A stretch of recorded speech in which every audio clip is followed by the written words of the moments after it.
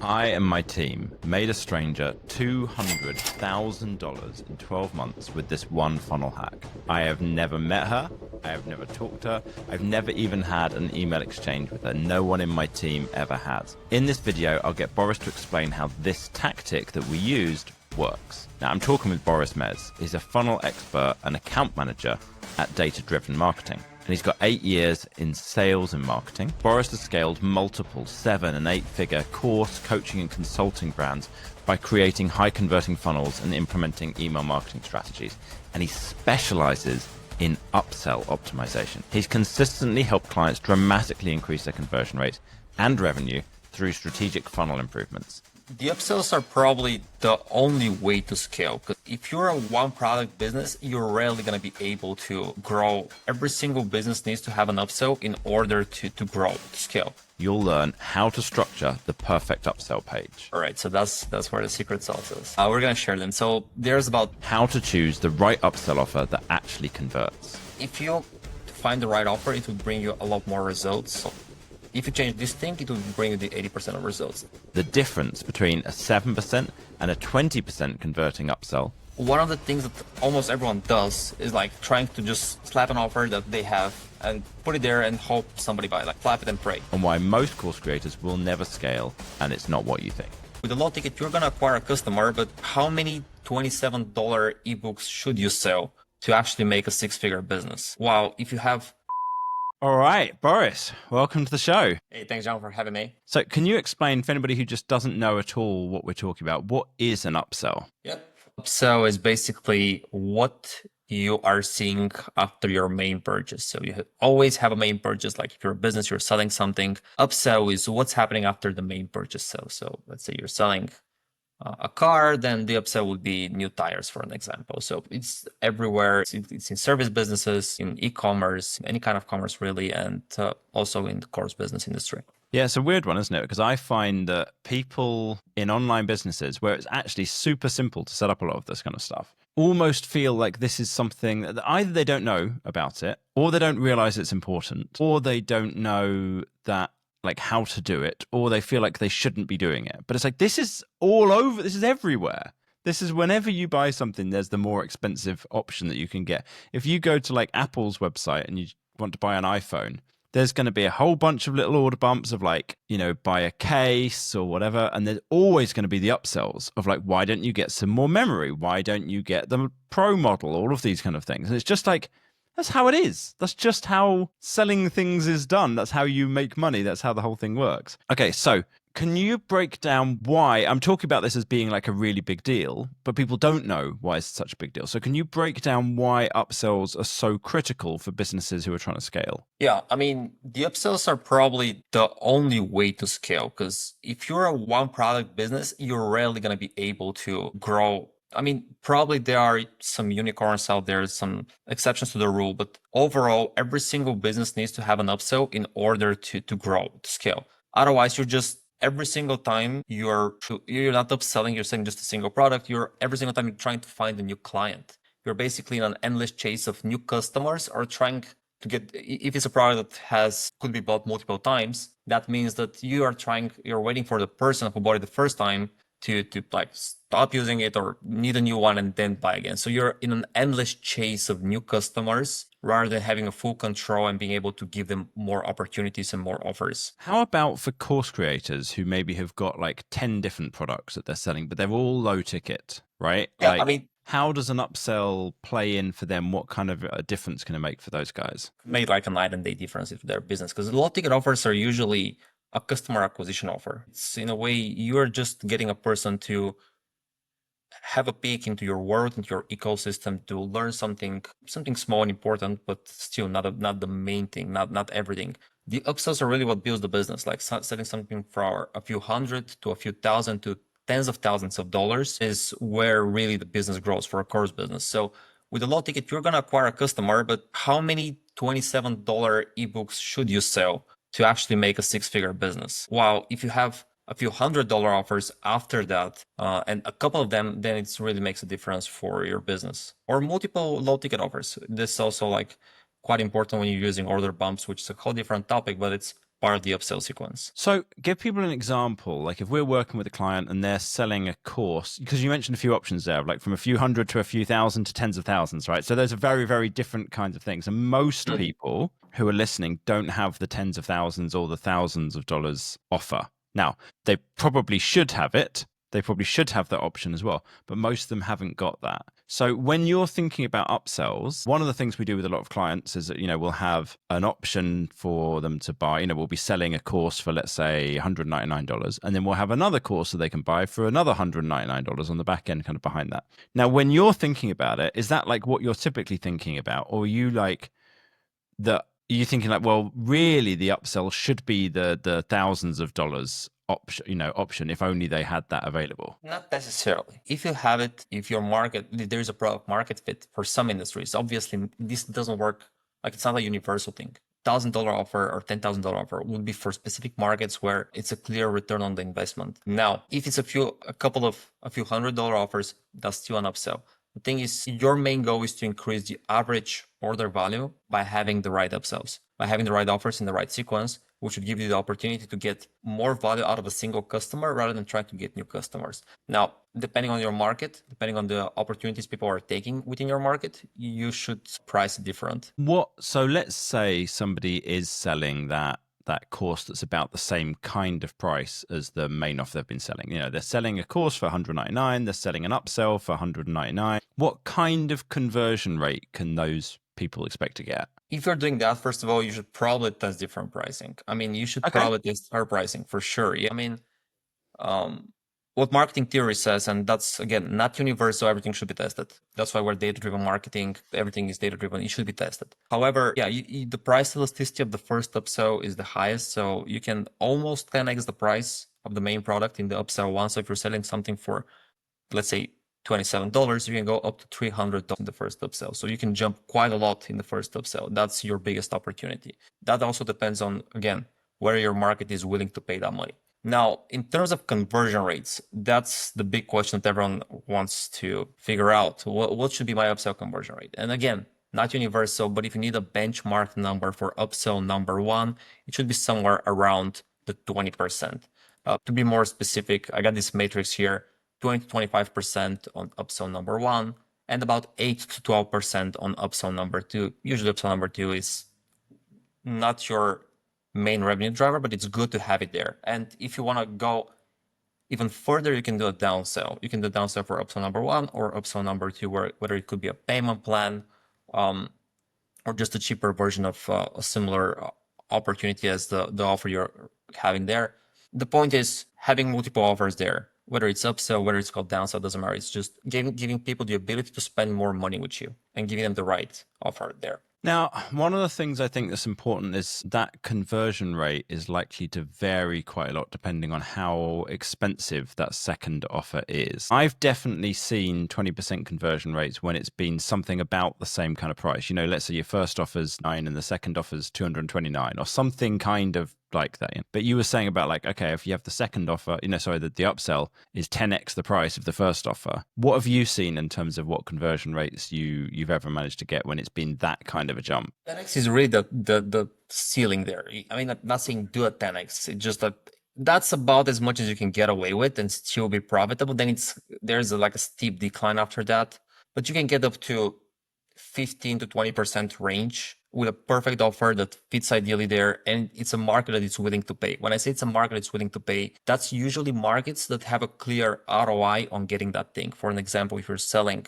we recently started working with somebody that's providing education for creators who want to monetize through specific affiliate type of marketing. Now, for them, it makes sense to get the upsell because if you spend a higher ticket, let's say you spend $1,000 or something, but then you're going to start making from month 1,500, then it's a clear ROI. If you are teaching somebody how to play guitar, maybe it's not the right fit right there because it's more of a hobby industry. So you should fit it within the range that makes sense. So it depends again on the audience. It depends on who you're marketing to and what kind of an offer you're giving. But 15 to 20% on a hard ticket, 20 to 25% on the same range that we're selling to. Now, if someone, we've had a client recently where what was the kind of increase you got in the conversion rate on the upsell? Like what percentage increase did you manage to get with that one? Yeah, that was a big win. We did almost 2.5 times better with our upsell system compared to what they had before. And their average previously, I got the percentage here, is 7.8%, and we got up to 20.1%. Nice. So big increase in conversion rate, a lot more money coming in. What kind of things do you need to put in place in order to do that? Like, what should people be thinking about in terms of like how to actually write this upsell page and what to put together? First, they should have an upsell page. I mean, you and I have seen so many times we're not having an upsell at all. Like, what is this thing? Why do I need it? I got a product. No, you need it. First, that's like rule number one, have an upsell. Rule number two, how to make a successful upsell. One of the things that almost everyone does is like trying to just slap an offer that they have and put it there and hope somebody buy. Like slap it and pray. What you should do instead is do a logical sequence, a logical transition, a bridge, if you want to, from the previous purchase to the next one. So what I do whenever I create an upsell is like a macro format is acknowledge what they did, like the purchase they just made. So congratulate them. Don't create a buyer's remorse, getting people to actually refund the previous purchase because you're like, oh yeah, that was the wrong thing. Here's the new thing that's so much better, and then get refunds on the previous one. So acknowledge the purchase they made. Reassure them that it was a great decision. Even for like, take it a step further, make sure they love that they made a purchase, they made the right decision. Give them the good feelings, because I mean, we all love buying new stuff. I just bought a film camera, just came here. I love it. I mean, I don't have a buyer's remorse. Don't make people hate what they just did. Then redirect them to the next step, which is, all right, we solved this one thing. For an example, I'm going to show you how to use Photoshop. But then redirect them to a new problem, but you don't know where to start from, or you don't know how to become advanced. Maybe that's a better one. You don't know how to become advanced. Now you got the foundations, but you probably don't want to be like a rookie Photoshop expert. You want to be like somebody who's an expert, advanced one that can create things that wow people. So here's the next problem, and here's the next solution to it. So redirect them to the next thing. And then the final step is really just give them a good offer that's a one-time thing. People can only get this offer on this page only because they made the right decision on the previous step. It's called a one-time offer. It's similar to your example with Apple you did earlier, where you said like you put your credit card details and then you can just one tap buy apps and stuff from your phone, or like just tap it twice, scan your face and buy it. The same thing, the same upsell. You basically, the credit card is there. They just need to make a very quick, simple decision to get to the next step, to get to the next level of their buyer journey. Now, if you're listening to this and you want to get hold of a template for this, if you're like, I'm not quite sure what to put together in this, I like what Boris is explaining, I get the idea, but I don't know quite what to put in. What we've got is a template of the upsell page for you and all of the elements that are going to be on there. And it includes AI prompts for how to write specific elements of that page as well. And you can download that for free at datadrivenmarketing.co/upsell. Or you can just click the link in the description or the show notes or the pinned comment below. All right, so if somebody wants to understand, let's kind of get into the details of like what the whole structure of the page is. What are the different elements that somebody needs to have on their upsell page? All right, so that's where the secret sauce is. We're going to share them. So there's about 13 elements total that we have in an upsell page. And you can be a bit more detailed there. You can put a lot more stuff, but these are like the macro, right? The 4-step system, which, say it again, it's reassure, redirect, offer. So how this goes. At the top, we always acknowledge where they are, what they're seeing. Because when you make a purchase, the last thing, I mean, you probably expect to see an order confirmation page. And randomly you see a new video of a person that you just bought from. Like, am I on the wrong page? What am I seeing? So acknowledge that. Congratulations, you made a successful purchase. Reassure them that they're on the right page, but they're seeing a special offer because they just took action. Then with upsell number 1, we usually like to go with a VSL. That's my own preference, having a VSL on upsell number 1 because it's the highest converting upsell. Just let everybody know what a VSL is. A VSL, yeah, that's called a video sales letter. It's a sales letter in a video format in a way. So you are explaining the offer in the form of video. The video should have the same almost identical structure as the page. So if you're like, how do I make the VSL? Just you do the same thing, but on a video. Acknowledge where they are, what they're seeing, reassure them, and then proceed into the next offer. So you got a VSL, and then you got a TSL. So TSL is a text sales letter. So the first upsell is a hybrid between a VSL and a TSL. The second upsell, we usually go with the TSL only. The reason is that people are at this point, they're not buying as much, conversion is lower, and people get irritated if they're just seeing more and more videos. So you can just get to the point with the second upsell. But the first one, you can really expand it. So VSL, and then you have the new offer. That's where you're going to the new problem identification. So you're like, we solved the problem, congratulations. Here's the next thing to help you either get to the result faster, make it easier, or get another thing that will help you get further along your journey. And then you go more into the sales page format. You have the new pain point, the new solution introduction, how the two solutions work. So this is very specific for upsell. How solution number one, the offer number one, so the main offer again, and this new upsell offer, how do they combine together? If you're able to combine the two, it would make the offer so much more profitable. And that's how we got to that 20+% conversion rate. Just because we were able to expand really on, if you get this thing and you're adding this second thing to it, it becomes a lot better for you as an experience. You're gonna get a lot further in your journey. Then the mechanism, so how does the thing work? So why does it work? How is it different from everything else they've done before? That's like more of marketing 101. Then you present them the offer being how is what they're seeing right now is special. So they're seeing it only on this page, only once. If they close it, they probably won't be able to see that offer ever again, anywhere else. So it's really a special offer on this page only. This creates a lot of urgency and also scarcity around this offer to decide where they want it right now. Because if they don't want it, they would never see it again. You present the offer, you present everything inside the offer, the value stack, the so-called value stack, like everything that's inside, everything they're gonna get. Then you put some scarcity there, urgency, that being like it's a one-time offer. What we like to do next, and what I really like to do next, is future pacing. So how would your future look like if you continue with your main product only versus your main product plus this upsell? This is very tricky. You can mess it up big times here and get a lot of refunds. The without version shouldn't be an awful thing. It shouldn't be like a negative pain point thing. It should be like very good, but not exceptional. The exceptional is the upsell added there. That's step 11. We didn't list them, but that's the 11th step. Then you got the risk reversal, which is usually a money back guarantee, but you can expand it with a lot more stuff, like not only money, but we've proven to work. Like you got results of other people.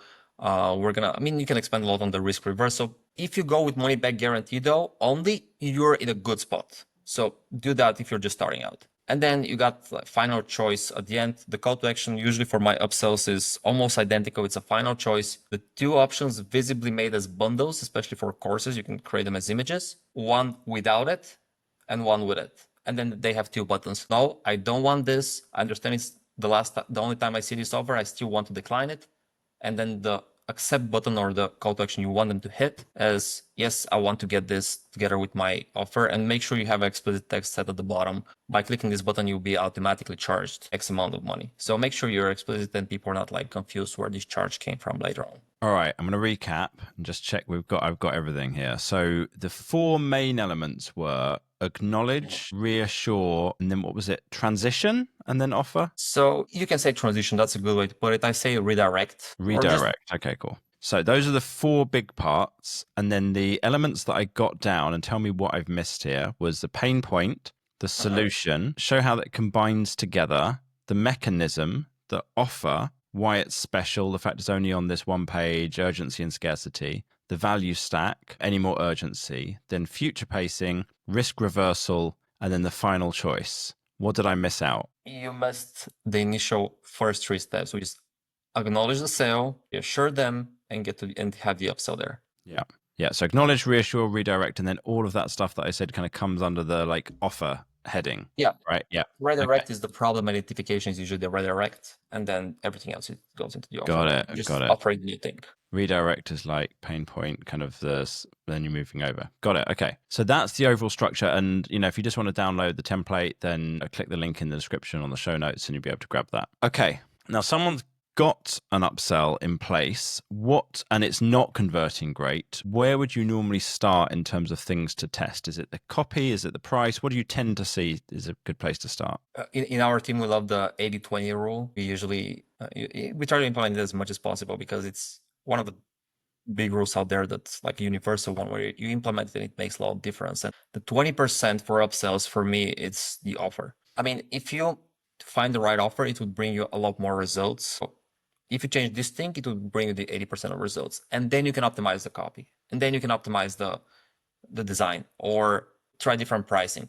But if the offer doesn't fit, it wouldn't make any sense. So if people don't want this thing in particular, there's no amount of copy you can write that it will make it work. When you say change the offer, the impression I get you're talking about is changing like what product that you have in there rather than changing some of the other stuff that goes as part of the offer, like, bonuses, guarantees, risk reversal, that kind of thing. You mean just like what is it that you're actually selling as the main offer here? Yeah. Okay. Yes, offer is like it became quite a vague term nowadays, but yeah, I meant the product. I think that's the right word. The product that people would like to get. If just a quick example, if we're having this language learning teacher, they're selling courses. Let's say they sell a course for A2 level student. It wouldn't make sense to sell them like a C1 or like native English speaking course as an upsell one, because there is a very big jump between the two.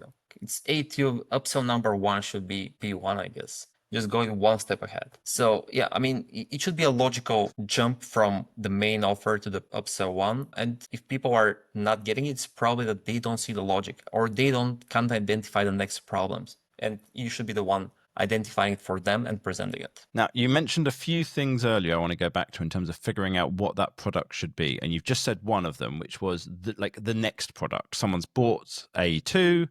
Now let's sell them the B1 course. That makes total sense. But there was some other stuff you'd said earlier around something that allows them to do it faster or more easily or something like that, or something that kind of combines the offer. Can you talk through some of the options there so people can start to think like, oh, I could set this as my upsell, or I could make this, or I could use this existing thing I have? Yeah. So in a way, you'd like to make it faster, easier for them. What I mean is you can learn X thing for 90 days, but with this thing added, you can cut it down to 45 days or 30 days. It could be done for your templates. It could be recently, it could be some kind of an AI conversation guide or something AI related where AI helps you.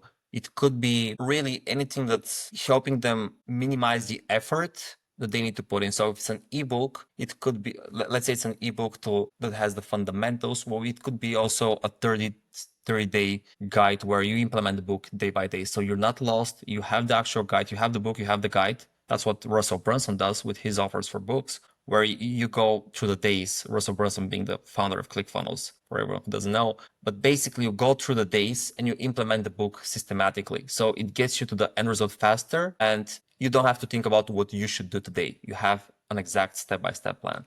That's one thing to do. It could be a course that accelerates the results to a further level. So that's the one we mentioned. Let's say that's one of the big success we have with selling an aspirational skill. So somebody's still learning the basics of, I use a Photoshop example, or you could be selling an advanced course where they're not there, but they have the aspiration to be advanced, because nobody wants to be just a beginner. Where they would become advanced, that's up to them and how they implement. However, everyone wants to become the best version of the skill that they want to learn. For course creators, I mean, this especially works for course creators. So that's one. And then another one would be just solving a very specific problem that's coming. So for an example, have a dog training course and you can upsell them a course that's how to remove any anxiety from your dog, for an example, or how to train your dog for a very specific skill. So it could be like a very niche specific skills after that your market wants. Okay, cool. So a few things I got down there.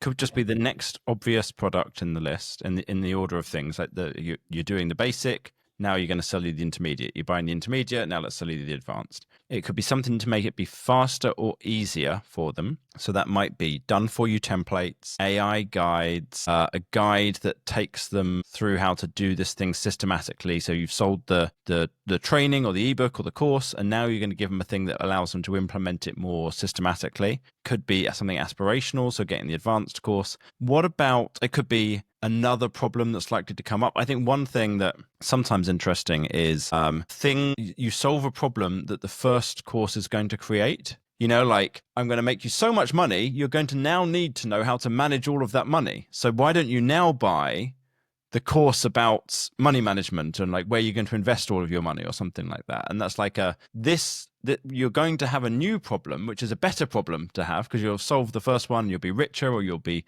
healthier or whatever, but then you're going to need this other thing. And what I quite like with that one is it implies you've got so much confidence that the first thing is going to work so well that this second problem is going to come up. So that kind of helps with reassuring people about the first thing they bought. What about selling, like, if someone's selling a course, what about selling coaching as the upsell? Does that tend to fit? Plus, it kind of fits in the getting there faster, getting there easier. It also, one more upsell that's not very popular in the course industry, but almost everyone who ever bought supplements has seen that one. It's like more of the same. You get a bottle of supplements, then the next page is get 3 more bottles for the price of 2. How this fits for courses is probably for some industries like get my Photoshop templates. I keep on using that example, but get my Photoshop templates and then upsell to is like get 40 more templates. That could be one that could be used. You can test it out. Yeah, I was chatting with somebody once and he was selling t-shirts and he thought he'd put as the upsell, he had as the upsell some more t-shirts and he thought, well, how about a hoodie? Because that's like another bit of clothing that kind of similar to a t-shirt kind of thing. And it didn't sell so well. And he was like, no,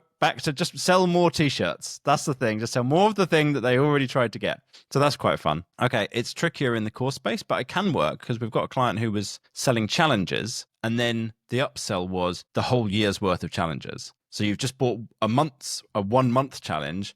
Well, you might then want to do the whole year's worth. Or if you're selling a membership, you've bought a month's membership access and it's on a monthly basis. Why not upgrade to the annual one and you get a discount? You get more of the same thing, but at a cheaper price. Or you go from monthly to quarterly or quarterly to annual or something like that. And that can work really well. Okay, so we've talked through the template in terms of the structure, and if people want to get hold of that, they can download the guide for that. And we've talked through what the offer might actually be, how to kind of come up with ideas for that. What else should people know about upsells? What else do we need to talk people through? They should definitely know what not to do. Yeah, they shouldn't ignore the fact where people are and what they're seeing and what the step is. That's probably the biggest mistake. Like, you need to realize the person just gave you their credit card details and trust you with their money. You should make sure they feel comfortable. You shouldn't make it like a bad experience. You shouldn't make too many upsells or make it so hard to go through the upsells, like make 5 upsells for an example. I'd probably go with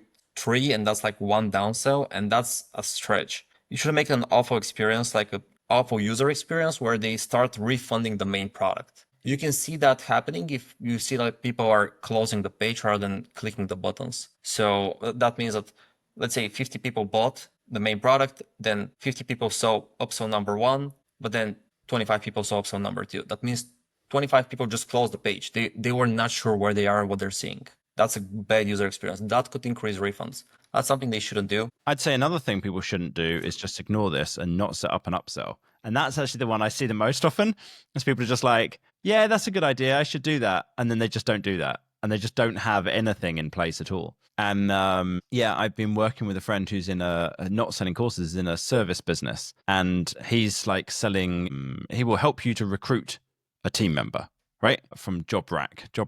And it's like a done with you service. It's like quite high touch. They're doing a lot of the work for you. And it's like, I don't know, 5 or 6 grand, something like that. I forget. And the upsell is buy 3 jobs. And I think you get a slight discount if you do that. And it's like, and that's working great. And he's making a bunch of money off of it. And it's just like, yeah, this is the thing that's like, and people in course space are just not doing it. They're not got that upsell in place at all. So I think the bigger issue is like people just not even setting this up at all. I think you're right. You need to make sure it isn't just like aggressively salesy. But I think most people listening to this, what's a bigger issue is that they're not nearly salesy enough. You know, they're not offering anything to buy at that stage rather than being like, oh, what's this trash you just bought from me? You should be buying this extra expensive thing instead. Instead of that, people are just like, that's the extreme, right? That's bad. I think most people, they're just not doing anything. They're not selling a single thing. Okay, any other mistakes you see people make? Yeah, so assuming we have an upsell. And assuming that's true, then the next thing is don't make it an awful experience for the people. Yep. That's the main thing. And then don't assume that people buying from you once means they're gonna keep on buying from you. There is a higher chance to have a customer being a repeated customer. It's way easier to get somebody to buy twice than finding a new person to buy for a first time. However, don't just go with assumptions that I'm gonna put anything there and they're just gonna buy it. You still need to explain what's the thing that they're seeing, why this is a new problem, and why you need a new solution. Like you said, John, why the course you bought, like let's say course for losing weight. This is a course for losing weight. The next thing is how to maintain that new weight you've lost. It should present a new problem because there is a yo-yo effect and you're just going to bring it again back, the kilos, whatnot. It should present a new problem. It should be clearly stated why this makes logical sense for them to buy it.